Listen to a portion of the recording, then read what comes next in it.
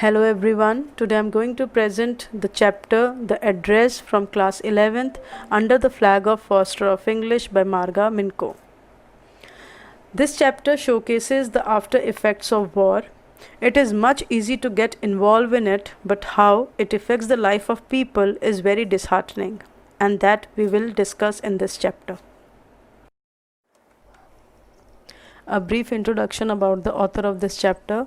Marga Minko was born in a very orthodox family. She was a Dutch journalist and author. She was born on March 31st, 1920. Her youth and her experiences during the war inspired her to start writing novels and short stories. She was the only member of her family to survive the World War II. She died just before her 85th birthday by contracting with a mild form of tuberculosis. Talking about the characters of the chapter, first is the narrator, that is Marga Minko, daughter of Mrs. S, that is written in the chapter. Mrs. S is narrator's mother. Mrs. Darling is the acquaintance of the narrator's mother, and there is a girl of 15 years. She is Mrs. Darling's daughter. A brief introduction about the chapter. The Address by Marga Minko narrates the story of a lady who, after losing her entire family in the Holocaust, returns to the address in order to collect all her family's possession that the author's mother had left with Mrs. Darling, a non-Jewish lady, before leaving her homeland. After the war was over, the author went to Mrs. Darling's house to collect all her past possessions, but to her surprise, Mrs. Darling refused to recognize her. In the second attempt, the author rings the doorbell of Mrs. Darling's house, only to be welcomed by her daughter. She offered her a cup of tea and asked her to wait for Mrs. Darling. As the author observed the room, she saw the cups and other utensils her mother had left with Mrs. Darling. She also came across the tablecloth with burn marks on it. She left the house without waiting for Mrs. Darling to return. Starting with the explanation of the chapter, the story, The Address, is all about human predicament that follow the war. The story narrates how a daughter goes to her native place in Holland in search of her mother's belongings after the war. At the beginning of the story, it is narrated how the protagonist was given a cold reception when she went to her native place after the war in search of her mother's belongings. After ringing the bell of house number 46 in Marconi Street, a woman opened the door. On being introduced, the woman kept staring at her in silence.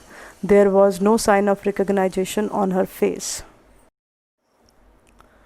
The woman was wearing her mother's green knitted cardigan. The narrator could understand that she had made no mistake. She asked the woman whether she knew her mother. The woman could not deny this. The narrator wanted to talk to her for some time, but the woman cautiously closed the door.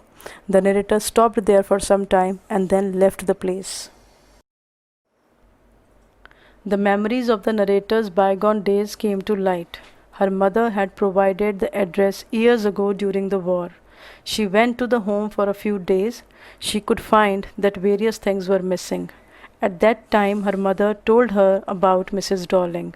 She happened to be an old acquaintance of the narrator's mother.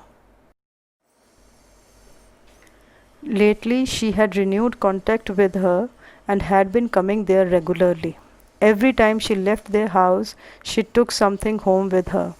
She told that she wanted to save all their nice possessions. The next day, the narrator saw Mrs. Darling going out of their house with a very heavy suitcase.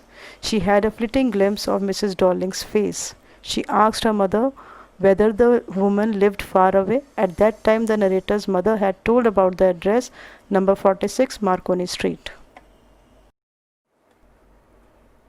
After many days of the war, the narrator was curious to take the record of the possessions that must be still at number 46 Marconi Street.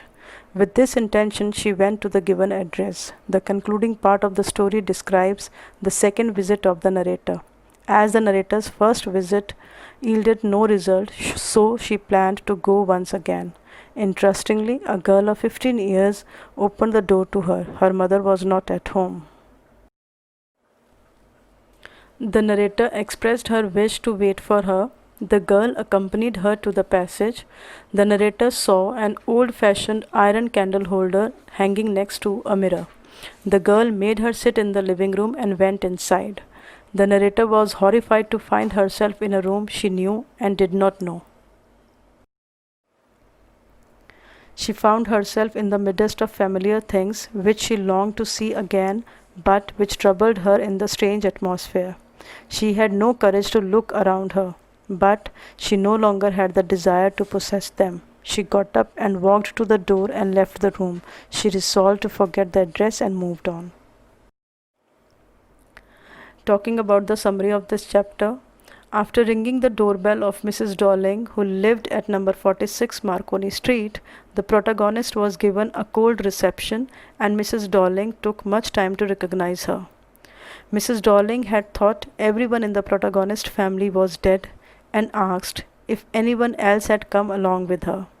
Mrs. Darling refused to let the protagonist inside her home and told her to come back some time later. The protagonist recognized her mother's green cardigan, which Mrs. Darling was wearing. She decided to go back to the train station and thought about her mother and how she told her about Mrs. Darling, who was an old acquaintance of her. During the war, Mrs. Darling would visit their house and take their possessions with her, as she didn't want them to get lost if they ever left the place. Mrs. Darling had a broad back. The protagonist decided to go to Mrs. Darling's home to get back their belongings. When she rang the bell, Mrs. Darling's daughter answered the door. She let her in and asked her to wait in the living room. When they were crossing the passage, the protagonist noticed their Hanukkah candle stand that they had never used because it had been unmanageable. When she reached the living room, she was horrified as she saw all her mother's things that were arranged in a tasteless manner. The furniture was ugly, and the room had a muggy smell, and it made her disinterested, and she wanted to leave the place. Mrs. Darling's daughter offered her a cup of tea, and the protagonist noticed the old tablecloth that had a burn mark on it. When the girl was showing her the silver fork and spoons that actually belonged to the protagonist, she jumped up and walked out of the house. She decided not to visit the place again, as it brought back memories of the past, and hence she decided to forget the address. Coming to the conclusion of the chapter, to sum up the address summary, we learn the intricate emotions of humans like trust, hope, and betrayal, as well as the ill effects of war. Students, I have given the vocabulary which is used in the chapter.